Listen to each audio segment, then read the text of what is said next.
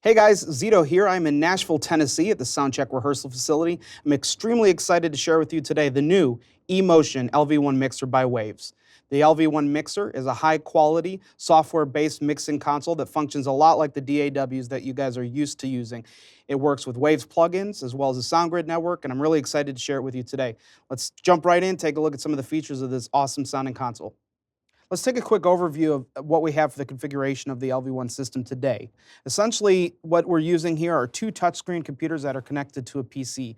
The actual mixing software lives on the server, so if there was ever an issue with the computer, it'll continue to pass audio through the server. We have two Waves Extreme servers that we're using for the processing of both the LV1 as well as additional processing for plugins.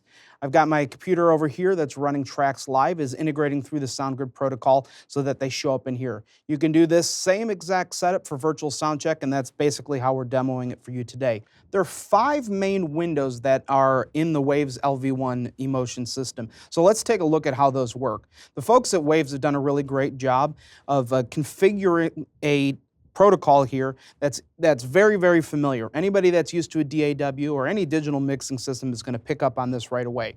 So what we're looking at right here is our main mixer view.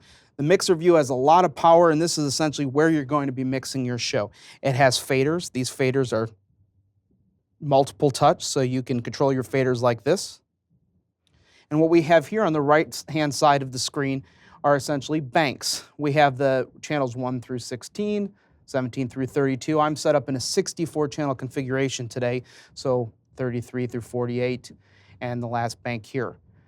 This configuration of the software, we're running with 8 groups, so you can see my groups here. Those of you who have watched some of my videos before see my standard drum and drum squash buses. This configuration has 16 aux ends, so this is our main aux end view. This is where we would insert plugins for our reverbs or delays or any of our effects returns. This is our master view. It has our left and right, center and mono if you like that, cue, talkback, as well as 8 matrix outputs. This view right here, for those that are mixing on digital mixing consoles or analog mixing consoles, will know DCAs or VCAs.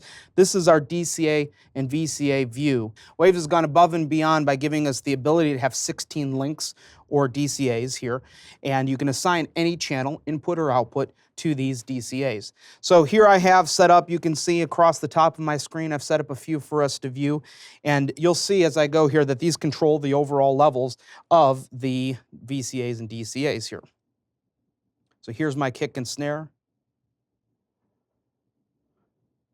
You can see on the lower screen the way I have it set up that those channels are actually moving down to show their reference. Here's my whole drum bus.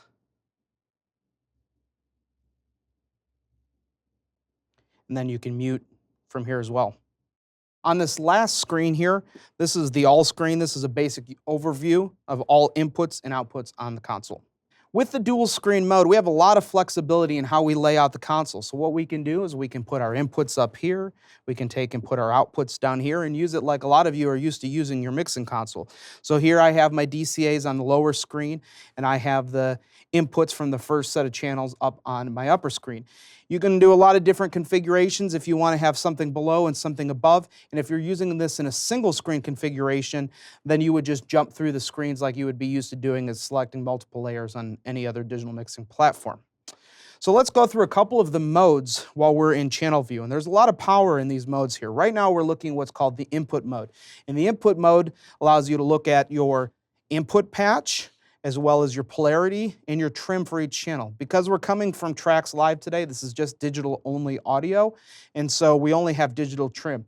If this was an actual preamp input from a live analog input, we would have gain control as well as trim. So that's the input mode here. When we go to the rack mode, you can see that we have 8 insert points, the ability to insert 8 plugins per channel. And so you can see each of those inserted here.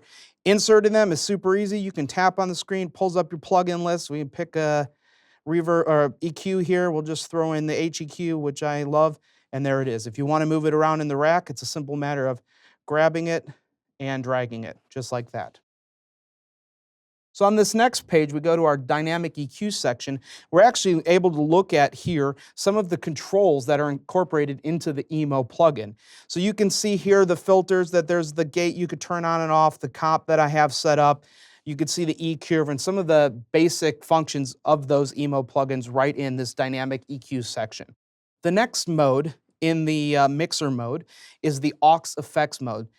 Basically, what Waves has done is they separated out the aux sends. The first 8 are going to be considered the effects aux sends, and the next set of 8, the monitor aux sends. So you can see here I've got some auxes that are set up for my drum effects. I have a reverb for the snare, and I have some reverb for the toms, and that's what this view is showing you here.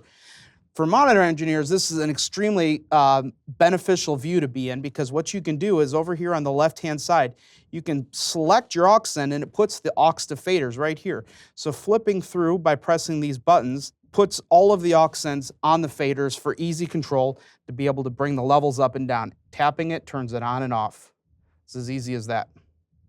The same functionality for the aux mon section.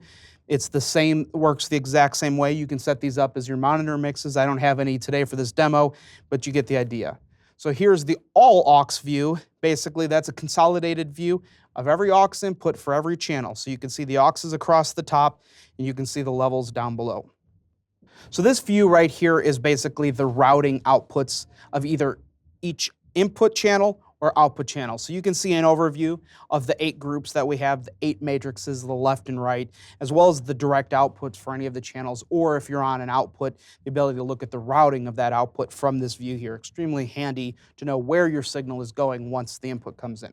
And the last view here is one of the views that you're probably going to spend a lot of time in. This is the channel view. It's your basic channel strip view, everything you're used to seeing, your gain, your polarity, your rack, all of your dynamics, those emo plugins we were talking about before, as well as the routing and all of your aux sends. This is an extremely handy view because as you mix on the console, you can see everything that's happening with any given input or output. The next window that we're going to look at is the channel window. This is probably the most functional mixing window that you're going to spend time in. I love this layout. In the dual screen mode specifically, this allows a lot of functionality and control here. So let's take a look at how this works. Essentially, in the channel view, we have a full screen overview of the channel, similar to what we were looking at before when we were in the mixer view, but this is expanded with a lot of extra controls. So you could see going from left to right here, your input, which has your high pass, your low pass filters. Now, all of these dynamic and EQ controls that we have within the channel view are ported over from those emo plugins. It's important to realize and remember that the emo plugins are the real core and functionality of the dynamic and EQ processing of the console. This is what allows you to control these things here. So you can see from top to bottom, I have the emo F2. I put a high pass filter first in my chain, so that's what we have right there. The next one is the emo D5. This is the multi-processor, which I absolutely love. It has a lot of features and control in here, a gate, dynamic processing, all the stuff that we're used to having. And then after that, I've inserted the emo Q4, which is a 4-band EQ. So as we look at this main view here, each of these controls, we'll make an adjustment here so that we can look at it in both places. These controls here actually port over to the emo plugins. So we're going to adjust the gate threshold down here just for our purposes. We have it at -70, and when we come over here and we look at the plugin, you can see that it is at -70. So it's an easy way to control your plugins from one central view. Dragging the plugins around is a simple way to reorder them. You can move a plugin like this. You can put your high pass after your EQ. A lot of flexibility, a lot of control as far as that goes. And adding a plugin is exactly like what you're used to doing on any other DAW platform. You just pick one and you drop it in, just like that. Slide it off the screen to get rid of it. We'll remove these. All right, so let's look at our aux sends here. You can see on the right-hand side, we have the first 8 EFX aux sends as they're designated. And then you press the monitor button, you can see the second set of 8. This is just to make it easy for you to keep track of what you have going on. When you name them, you'll see the names pop up here as well.